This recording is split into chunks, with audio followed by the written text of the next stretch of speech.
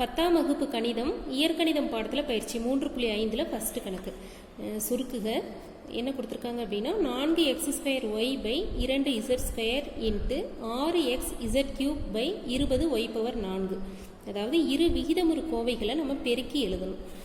விகிதமுறு எண்களை மல்டிபிள் பண்ணோம் அப்படின்னா என்ன பண்ணுவோம்?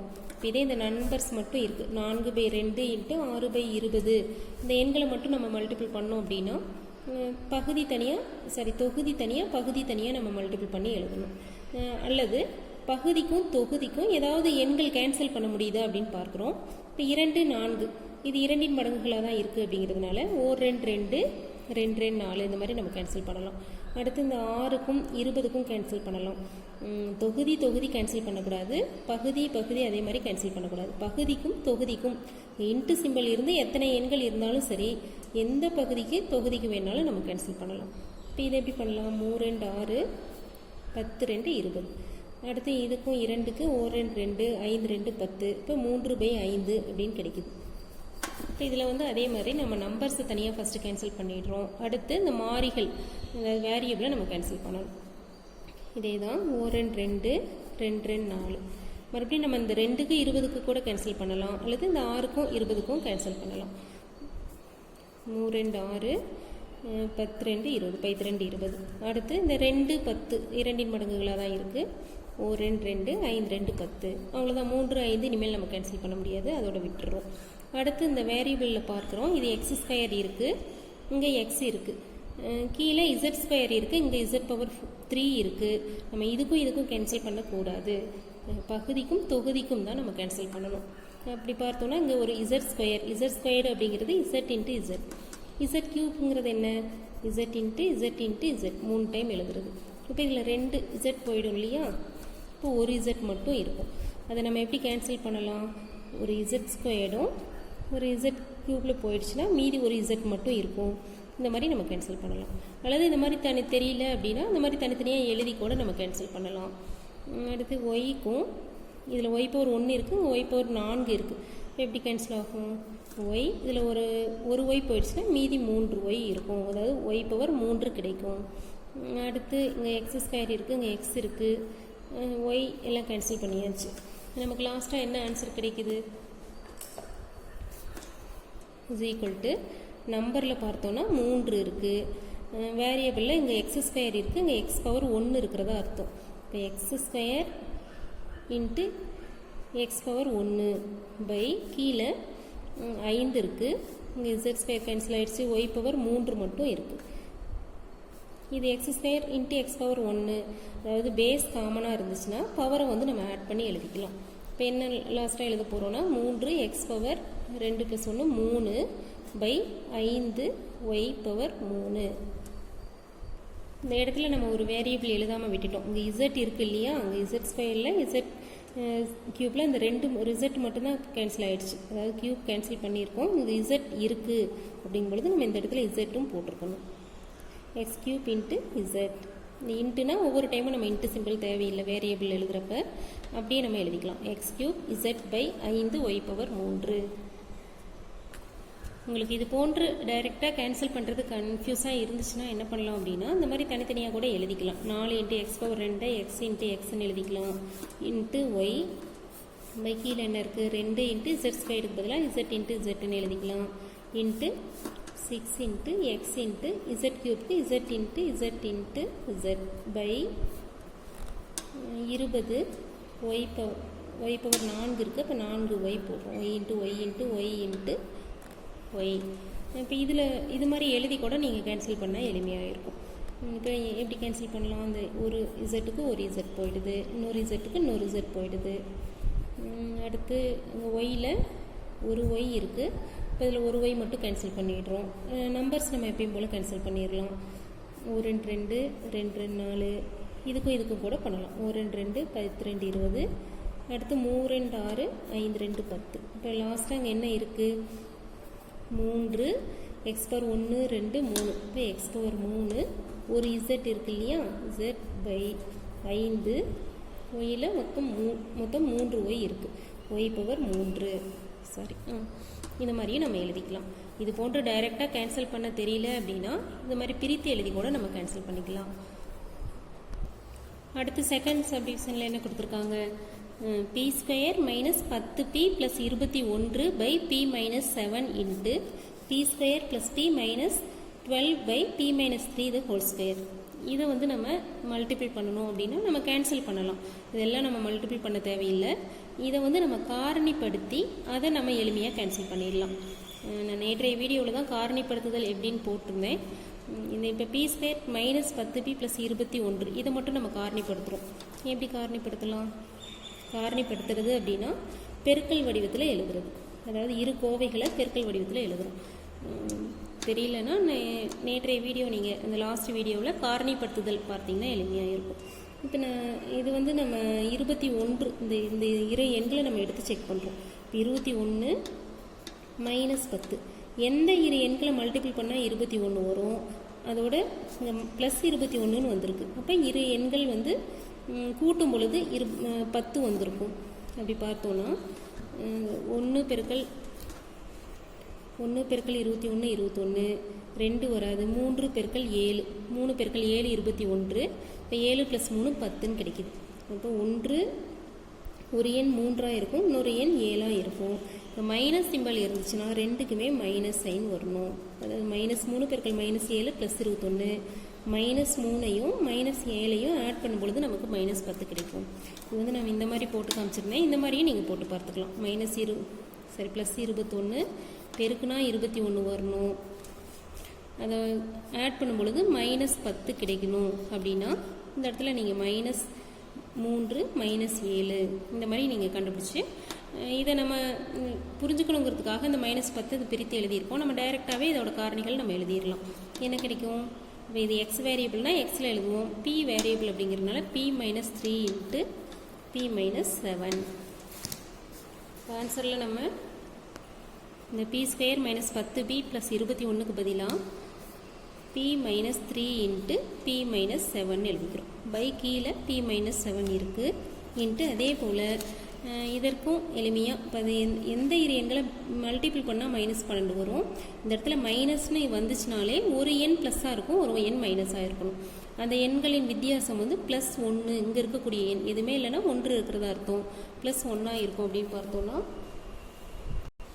ஏற்கனவே போட்டிருக்கோம் இல்லையா, அது டைரெக்டாகவே போட்டுக்கலாம். அதாவது -12 வருது அப்படின்னு பார்த்தோன்னா 4 4 3 3 12. இந்த இடத்துல ப்ளஸ் எண் இருக்குது அப்படின்னா பெரிய எண்ணுக்கு ப்ளஸ் சைன் போட்டுக்கிறோம், சிறிய எண்ணுக்கு மைனஸ் போட்டுக்கிறோம். இப்போ பெருக்குனா 4 பெருக்கல் -3 -12. இதோட வித்தியாசம், அதாவது இதை சுருக்கும் பொழுது +1 அப்படின்னு கிடைக்கிது, ஒரு பின்னு அர்த்தம். அப்போ டைரெக்டாக நம்ம எப்படி எழுதிக்கலாம்? அதாவது p + 4 இன்ட்டு p - 3 இதோட காரணிகள் by p - 3 the whole square. இப்போ நம்ம கேன்சல் பண்ணலாம். இப்போ பெருக்கல் வடிவத்தில் இருக்குது. இதே ப்ளஸ் மைனஸ்னால் நம்ம கேன்சல் பண்ண முடியாது, பெருக்கல் இருந்துச்சுன்னா தான் நம்ம கேன்சல் பண்ணணும். இப்போ ஒரு p - 7ம் ஒரு p - 7ம் கேன்சல் ஆகிடுது. அடுத்து இதில் ஒரு p - 3யும் இதில் ஒரு p - 3, அதாவது இது வந்து என்ன அர்த்தம்? ஹோல் ஸ்கொயர்னா p - 3 இன்ட்டு p - 3ன்னு அர்த்தம். ஒரு p - 3யும் ஒரு p - 3யும் போயிடுச்சுன்னா மீதி ஒரு p - 3 மட்டும் இருக்கும். இதை நம்ம எப்படி எளிமையாக கேன்சல் பண்ணலாம்னா இதுவும் இந்த ஸ்கொயரையும் கேன்சல் பண்ணிடுறோம். p - 3 மட்டும் இருக்குது. அடுத்து இதில் ஒரு p - 3 இருக்கு இல்லையா, இப்போ p - 3 p - 3 சேர்ந்து இந்த ஸ்கொயரை கேன்சல் பண்ணிட்டோம். இது கேன்சல் ஆயிடுச்சு. லாஸ்ட்டாக நமக்கு என்ன கிடைக்குது அப்படின்னா p + 4 மட்டும் இருக்குது. இந்த கேன்சல் பண்ணுறதுல கன்ஃபியூஸ் பண்ணிக்க வேண்டாம், நீங்கள் தனித்தனியாக பிரித்து எழுது கூட கேன்சல் பண்ணிக்கலாம். காரணிப்படுத்துதல் ரொம்ப முக்கியம். நம்ம எப்படி காரணிப்படுத்தினா இது வருது அப்படிங்கிறத நம்ம லாஸ்ட் வீடியோவில் பார்த்தோம். அதை பார்த்துட்டு இதை பார்த்தீங்கன்னா எளிமையாக இருக்கும். நம்ம இந்த ஹையர் கிளாஸ் போக போக இது டைரெக்டாகவே என்ன காரணிகள் அப்படிங்கிறத நம்ம எழுதிடலாம். ரெண்டாவது கணக்குக்கு என்ன ஆன்சர் சுருக்கும் பொழுது p + 4. இந்த இரு விகிதமுறு கோவைகளை நம்ம மல்டிபிள் பண்ணால் நமக்கு என்ன கிடைக்குது? p + 4. அடுத்து மூன்றாவது கணக்கு என்ன கொடுத்துருக்காங்க? 5t⁻³ by 4t - 8 into 6t - 12 by 10t. இதில் t வேரியபிளில் கொடுத்துருக்காங்க. மல்டிபிள் பண்ணோம் அப்படின்னா நம்ம கேன்சல் பண்ணலாம், பகுதி தொகுதிக்கு கேன்சல் பண்ணலாம். இப்போ 5t³ அப்படி எழுதிக்கிறோம். 4t - 8 இருக்குது. எளிய கோவைகளை நம்ம எப்படி காரணிப்படுத்தி எழுதுவோம்? இந்த 4 காமனாக இந்த 2 டேர்ம்லேயுமே பொதுவான உறுப்பு அப்படின்னு பார்த்தோம்னா 4. இந்த 4 காமனாக வெளியில் எடுக்கிறோம். 4 இன்ட்டு டி மைனஸ் 2 இன்ட்டு 6 இந்த ரெண்டுலேயும் 6 காமனாக வெளியில் எடுக்கிறோம் 6 இன்ட்டு டி மைனஸ் 2 6 12 அதாவது இதை மல்டிபிள் பண்ணி பார்த்தோன்னா இதே தான் வரும் அதை செக் பண்ணிக்கலாம் நம்ம கரெக்டாக பிரித்து எழுதியிருக்கோமா அப்படின்ட்டு பை 10 இன்ட்டு டி இப்போ நம்ம கேன்சல் பண்ணுறதுக்கு எளிமையாக இருக்கும் அதாவது நம்பர்ஸை பார்க்குறோம் 1 5 5 2 5 10 மறுபடியும் இதற்கு பண்ணணும்னா 1 2 2 3 2 6 அடுத்து டி மைனஸ் 2 இங்கே ஒரு டி மைனஸ் 2 இருக்குது இங்கே ஒரு டி மைனஸ் 2 இருக்குது இந்த ரெண்டை தனியாக டி தனியாக பண்ணக்கூடாது டி மைனஸ் 2 ஃபுல்லாக கேன்சல் ஆகிடுது அடுத்து டி இதில் ஒரு டி கேன்சல் ஆகிடுச்சுன்னா இது வந்து என்ன ஆகுது ஒரு டி ஸ்கொயர்டு ஆகுது ஒரு டி போயிடுச்சு இப்போ டி ஸ்கொயர் மட்டும் இருக்குது லாஸ்ட்டாக இப்போ பார்க்கும் பொழுது என்ன மீதி இருக்குது எல்லாமே கேன்சல் ஆகிடுச்சு 3 4 பண்ண முடியாது அப்போ அப்படியே எழுதிக்கிறோம் 3 டி பவர் 2 தொகுதியில் இருக்குது 3 டி பவர் 2 பை கீழே என்ன இருக்குது 4 மட்டும்தான் இருக்குது இதற்கு என்ன ஆன்சர் 3 டி பவர் 2 பை 4 அடுத்து இரண்டாவது கணக்கில் என்ன கொடுத்துருக்காங்க அதுவும் சுருக்குக தான் சுருக்குகன்னு கொடுத்துருப்பாங்க இல்லைனா இந்த விகிதமுறு கோவை எழுதி இதால் பெருக்குக அப்படின்னு கொடுத்துருப்பாங்க நம்ம சுருக்குகன்னு சொல்லிட்டாலே இந்த இடத்துல என்ன சிம்பிள் இருக்கோ அந்த செயல் நம்ம செய்யணும் ப்ளஸ்னால் ப்ளஸ் பண்ணணும் பெருக்கல்னால் நம்ம பெருக்கல் மதிப்பு என்ன அப்படின்னு நம்ம கண்டுபிடிக்கணும் பெருக்கல்னாலே என்ன பண்ணலாம் பகுதி தொகுதி ஏதாவது காமனான டேர்ம் இருந்தால் கேன்சல் பண்ணலாம் இதில் அப்படியே பார்த்தோன்னா இல்லை எதுவுமே காமனாக எதுவுமே இல்லை அப்போ என்ன பண்ணணும் அப்படின்னா இதை ஏதாவது ஃபார்முலா படி இருக்கா அதை வந்து நம்ம மாற்றி காரணிப்படுத்தி அதாவது பெருக்கல் வடிவத்துக்கு இன்னும் இதை விரிவாக எழுத முடியுமா அப்படின்னு பார்க்குறோம் இப்போ எக்ஸ் ப்ளஸ் 4 அப்படியே தான் எழுதிக்கிறோம் இதை எப்படி எதுவும் பண்ண முடியாது இப்போ எக்ஸ் ப்ளஸ் 4 அப்படியே எழுதிக்கிறோம் பை இது 3x ப்ளஸ் 4y இதையும் எழுதியாச்சு இதை என்ன பண்ணுறோம் அப்படின்னா இது வந்து ஸ்கொயர் நம்பர் தானே 9ங்கிறது 3 ஸ்கொயர் 16ங்கிறது 4 ஸ்கொயர் இதை எப்படி எழுதிக்கிறோம் அப்படின்னா 3x ஹோல் ஸ்கொயர் அதாவது 3 ஸ்கொயர் 9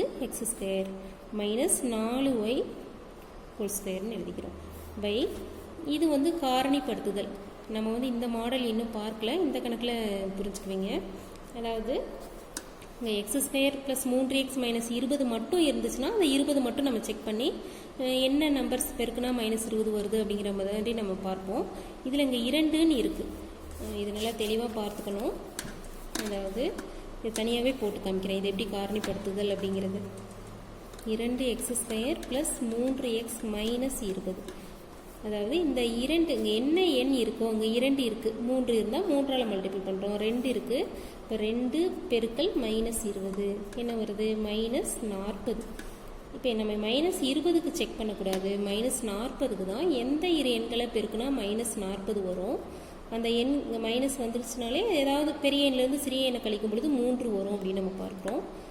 40 2 பெருக்கல் 20 வரலாம் 3 வராது 4 பெருக்கல் 10 இதோட வித்தியாசம் ஏதாவது 10ல் 4 போயிடுச்சுன்னா 6 தான் வருது 3 வரல அடுத்தது 5 பெருக்கல் 8 5 8 40 இதோட வித்தியாசம்னு பார்த்தோன்னா 3 வருது அப்போ என்ன வருது கண்டுபிடிச்சிட்டோம் நம்ம 5 8 டைரெக்டாக x மைனஸ் 5 x மைனஸ் 8 அப்படின்னு நம்ம போட்டுறக்கூடாது 5 8 போட்டுக்கிறோம் பெரிய எண் இங்கே என்ன ப்ளஸ் 3ன்னு இருக்குது பெரிய எண் பக்கத்தில் ப்ளஸ் குறியும் சிறிய எண் பக்கத்தில் மைனஸ் குறியும் போடுறோம் நம்ம லாஸ்ட்டு வீடியோவில் பார்த்ததே தான் கொஞ்சம் மட்டும் சேஞ்ச் இருக்கும் அது மட்டும் நம்ம செக் பண்ணிக்கணும் அடுத்து நம்ம எப்பயும் போடுற மாதிரி எக்ஸ் மைனஸ் 5 எக்ஸ் ப்ளஸ் 8 அப்படின்னு போட்டுறக்கூடாது எளிமையாக நம்ம போடணும் அப்படின்னா இந்த இடத்துல என்ன எண் இருக்குதுன்னு பார்த்துக்கிறோம் நல்லா கவனிக்கிறோம் இந்த இடத்துல 2 இருக்கு இல்லையா அப்போ இந்த இடத்துல பை 2 போட்டுக்கிறோம் இது ஈஸி மெத்தட் 2 போட்டோம்னா இதை ஏதாவது கேன்சல் பண்ண முடியுதா 1 2 4 2 8ன்னு வருது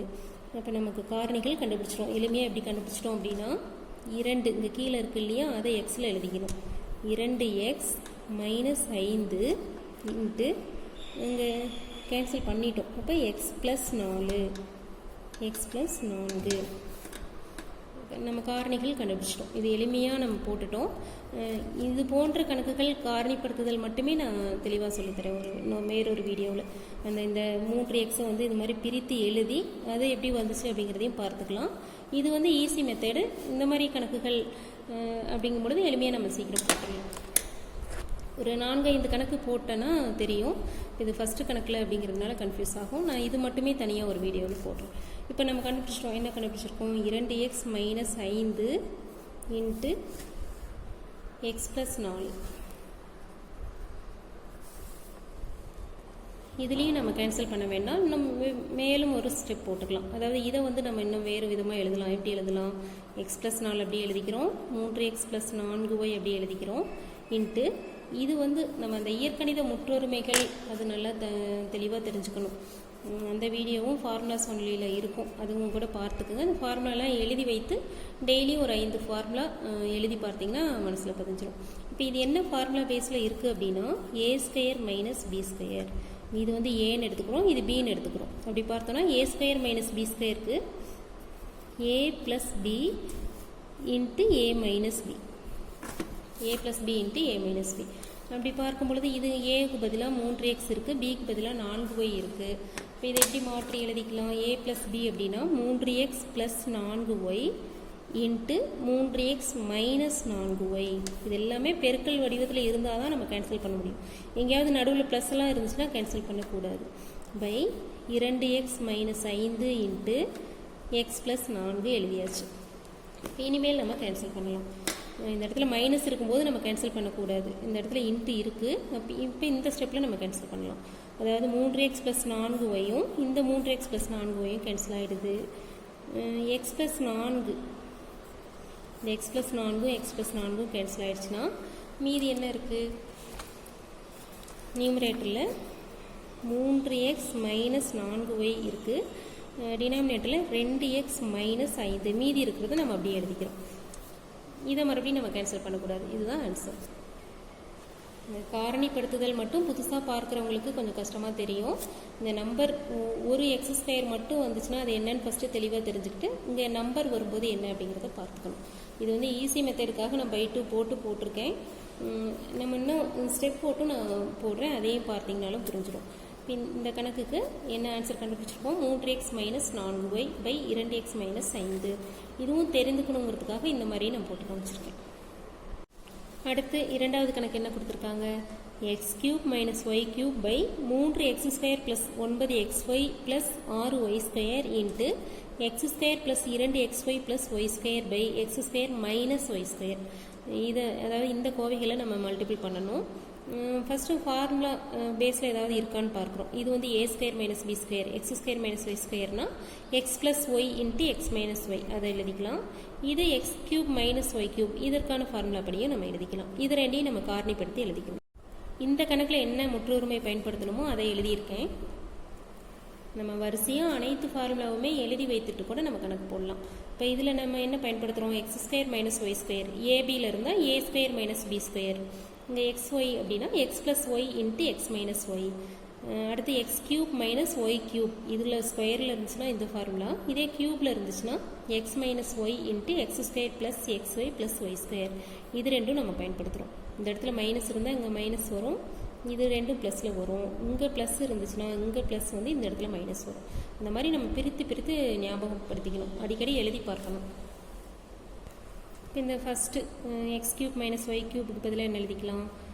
x - y into x² + xy + y² by இதில் வந்து 3ங்கிற எண் வந்து காமனாக இருக்குது. அதனால் 3 வெளியில் எடுத்துக்கிறோம். 3 வெளியில் எடுக்கும் பொழுது என்ன ஆகுது? x² ப்ளஸ் இதில் 3 போயிடுது. அதாவது 3ஆல் டிவைட் பண்ணால் 3xy மட்டும் இருக்கும். 3xy ப்ளஸ் 3ஆல் வகுக்கும் பொழுது 2y². 3 இன்ட்டு 3 காமனாக இப்போ இதை 3ஆல் மல்டிபிள் பண்ணால் இதே வந்துடும். அடுத்து இன்ட்டு போட்டுக்கிறோம். இதை எப்படி எழுதிக்கலாம்?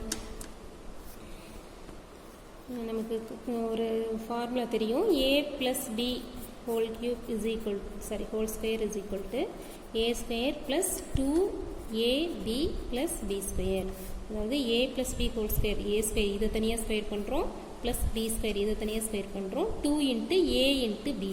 இந்த முற்றொருமைப்படி தான் இது இருக்குது. அதாவது ஏவுக்கு பதிலாக எக்ஸும் பிக்கு பதிலாக ஒய் இருக்குது. a² + 2ab + b² அது மாதிரி நம்ம படிச்சிருப்போம். இது எக்ஸில் இருக்குது. x² + 2xy + y². அப்படிங்கும்போது நம்ம எப்படி எழுதிக்கலாம்? x + y ஹோல் ஸ்கொயர் அப்படின்னு எழுதிக்கலாம். கீழே இதே தான் நம்ம பார்த்துருக்கோம். எக்ஸ் ஸ்கொயர் மைனஸ் ஒய் ஸ்கொயர்னால் எப்படி பிரித்து எழுதுவோம்? X plus Y into X minus Y, X plus Y into X minus Y. இப்போ இதில் நம்ம ஈஸியாக கேன்சல் பண்ணிடலாமா? இன்னும் மேலும் இதை வந்து நம்ம விரிவாக எழுதணும். விரிவாக எழுதும் பொழுது நம்ம இன்னும் கேன்சல் பண்ணுறதுக்கு எளிமையாக இருக்கும். அடுத்து பாருங்கள், நம்ம இன்னமும் கேன்சல் பண்ணால் இது வந்து நம்ம இங்கே X Y plus Y square இருக்குது, இங்கே 3xy ப்ளஸ் 2y ஸ்கொயர் இருக்குது. அப்போ இதை மேலும் நம்ம எப்படி கேன்சல் பண்ணலாம்? இதை வந்து நம்ம காரணிப்படுத்துகிறோம். இப்போ சாதாரணமாக X square plus 3x plus 2 இது போன்ற எண்கள் இருந்தால் நம்ம என்ன பண்ணுவோம்? இந்த எண்களை வந்து மல்டிபிள் பண்ணி பார்க்குறோம். 2 2 2 ப்ளஸ் 1 3 வருது. இப்போ X plus 1 into X plus 2 அந்த மாதிரி எழுதுவோம் இல்லையா? அதே போன்று இப்போ இதற்கு பார்க்குறோம். எக்ஸ் ஸ்கொயர் நல்லா கவனிக்கணும், எளிமையாக தான் இருக்கும். எக்ஸ் ஸ்கொயர் ப்ளஸ் 3yx அப்படின்னு எழுதிக்கலாம். 3yx plus 2y square. புரியறதுக்காக நான் இந்த மாதிரி எழுதியிருக்கேன். அதாவது எக்ஸ் ஸ்கொயர் டேர்ம் இருக்குது, எக்ஸ் டேர்ம் இருக்குது, இங்கே தனி உறுப்பு அந்த மாதிரி வச்சுக்கிட்டிங்கன்னா இதே மாதிரி தான். இங்கே எக்ஸ் ஸ்கொயர் இருக்குது, இந்த இடத்துல எக்ஸ் டேர்ம் இருக்குது, இங்கே ஒரு நம்பர் இருக்கிறதா எடுத்துக்கோங்க. இப்போ இந்த இடத்துல 3y இரு எண்களை பெருக்கும் பொழுது இங்கே இருக்கக்கூடிய எண் இது இந்த எண் வரணும். இங்கே எக்ஸ் ஸ்கொயர் மட்டும்தான் இருக்குது. இப்போ பெருக்குனா 2y ஸ்கொயர் வரணும். அந்த எண்களை ஆட் பண்ணும் பொழுது 3y வரணும். அப்போ எந்த எண்களாக இருக்கும்? 2y ஸ்கொயர் எடுத்துக்கிறோம். அதாவது 2y இன்ட்டு ஒய் இது ரெண்டையும் மல்டிபிள் பண்ணால் நமக்கு 2y ஸ்கொயர் வருதா? இப்போ காரணிப்படுத்தல் தெளிவாக தெரிஞ்சிருந்தால் இது எளிமையாக இருக்கும். 2y into Y square, 2y into Y 2y square இது வந்துருச்சு. 2y plus Y 3y. அப்போ இதோட காரணிகள் இதை காரணிப்படுத்தி எழுதணும்னா என்ன வரும்? X plus 2y into X plus Y. என்ன வேரியபிள் எக்ஸ் இருக்குது, இது வந்து நீங்கள் நம்பர் மாதிரி எடுத்துக்கிட்டிங்கன்னா X plus 2y into X plus Y. இந்த எக்ஸு ஒய் எல்லாம் போட்டு கன்ஃபியூஸ் பண்ணிக்க வேண்டாம். இது வந்து எக்ஸை வைத்து ஒரு குவாட்ராடிக் எக்ஸ்பிரஸ்லாம் இருக்குது. அதாவது இருபடி கோவைகள் ஈக்குவல் டு போட்டு ஏதாவது நம்பர் வந்துச்சுன்னா தான் அது சமன்பாடு. இது வந்து கோவைன்னு சொல்கிறோம். இப்போ எக்ஸ் ஸ்கொயர் ப்ளஸ் 3yx இது வந்து ஒரு நம்பர் மாதிரி இமேஜின் பண்ணிக்கோங்க. இதற்கு எப்படி நம்ம காரணிகள் கண்டுபிடிப்போமோ அதே போல் இதற்கு பார்க்குறோம். X plus 2y into X plus Y இது ரெண்டையும் மல்டிபிள் பண்ணால் நமக்கு இது கிடைக்கும். வேணால் நீங்கள் செக் பண்ணி பார்த்துக்கலாம். X into X X square plus X into Y X Y plus 2xy plus 2y into Y 2y square X square plus 2xy இங்கே 1 இருக்கிறதா அர்த்தம். ஒரு xy plus 2xy 3xy plus 2y square வந்துருச்சா? இதை தான் நம்ம இந்த மாதிரி பிரித்து எழுதியிருக்கோம், காரணிப்படுத்தி எழுதியிருக்கோம். இது தெளிவாக தெரிஞ்சுக்கணும். இந்த சாதாரணமாக இந்த இது போன்று இருக்கக்கூடிய கோவைகளுக்கு காரணிப்படுத்த தெரிஞ்சால் தான் இது எளிமையாக புரியும். இப்போ இதை என்ன எழுதிக்கலாம்? மேலே இருக்கிறத அப்படியே எழுதிக்கிறோம். X minus Y into X square plus xy plus Y square by 3 into இதை தான் நம்ம இந்த மாதிரி பிரித்து எழுதியிருக்கோம். இதை வந்து எப்படி எழுதியிருக்கோம்? அதாவது X plus 2y into X plus Y இது மாதிரி நம்ம எழுதிக்கலாம். 3 into X plus 2y into X plus Y into போட்டுக்கிறோம். X plus Y whole square இருக்குது by X plus Y into X minus Y. இது நம்ம காரணிப்படுத்த முடியாது, அதனால இதை அப்படியே தான் வைத்துக்கிறோம். இங்கே வேறு ஏதாவது நம்பர் இருந்துச்சுன்னா நம்ம செக் பண்ணி பார்க்கலாம். இது காரணிப்படுத்த முடியாதுங்கிறனால இதை அப்படியே எழுதிக்கிறோம். இப்போ என்னென்னலாம் கேன்சல் ஆகுது? எல்லாம் பெருக்கல் வடிவத்தில் தான் இருக்குது. அப்போ நம்ம கேன்சல் பண்ணணும் அப்படின்னா இங்கே ஒரு எக்ஸ் மைனஸ் ஒய் இருக்குது, இங்கே ஒரு எக்ஸ் மைனஸ் ஒய் இருக்குது, கேன்சல் ஆகிடுது. அதே போல் இங்கே ஒரு எக்ஸ் ப்ளஸ் ஒய்யும் இங்கே ஒரு X plus Y 2 X plus Y இருக்குது. அப்போ இங்கே X plus Y whole square cancel ஆகிடுது. இது ரெண்டும் கேன்சல் ஆகிடுது. லாஸ்ட்டாக நமக்கு என்ன ஆன்சர் கிடைக்குது? கேன்சல் பண்ணது போக மீதி இருக்கக்கூடியதான் நம்ம ஆன்சராக எழுதணும். தொகுதியில் X square plus X Y plus Y square இருக்குது. பகுதியில் 3 இன்ட்டு எக்ஸ் ப்ளஸ் 2y இதுதான் ஆன்சர். இதுக்கு காரணிப்படுத்தல் பேசிக்லேருந்து தெளிவாக தெரிஞ்சுக்கணும். இது வந்து கொஞ்சம் உங்களுக்கு சிரமமாக இருக்கும் புரிஞ்சுக்கிறதுக்கு. இந்த மாதிரி சாதாரணமாக இருக்கக்கூடிய கோவைகளை வந்து நீங்கள் காரணிப்படுத்த தெரிஞ்சிருச்சுன்னா இது எளிமையாக இருக்கும். நிறைய ப்ராக்டிஸ் பண்ணி பார்க்கணும். வரும் வீடியோக்களில் நான் இது போன்று கணக்குகள் காரணிப்படுத்துதல் ப்ராக்டிஸ்க்காக நிறைய கணக்குகள் போட்டு காமிக்கிறேன். இதை தொடர்ந்து இந்த பயிற்சியில் இருக்கக்கூடிய மீதி கணக்குகளை நம்ம நெக்ஸ்ட் வீடியோவில் பார்க்கலாம். தெளிவாக ஃபார்முலா இதில் வந்து காரணிப்படுத்துதல் தெளிவாக தெரிந்துக்கணும். அடுத்து இயற்கணித முற்றொருமைகள் அந்த ஃபார்முலாஸ் வந்து நல்லா நினைவில் வைத்துக்கணும். ஃபார்முலா படி நம்ம எப்படி பிரித்து எழுதுனா கேன்சல் ஆகுது அப்படிங்கிறத தெளிவாக தெரிஞ்சுக்கணும். நெக்ஸ்ட் வீடியோவில் பார்க்கலாம். தேங்க்யூ.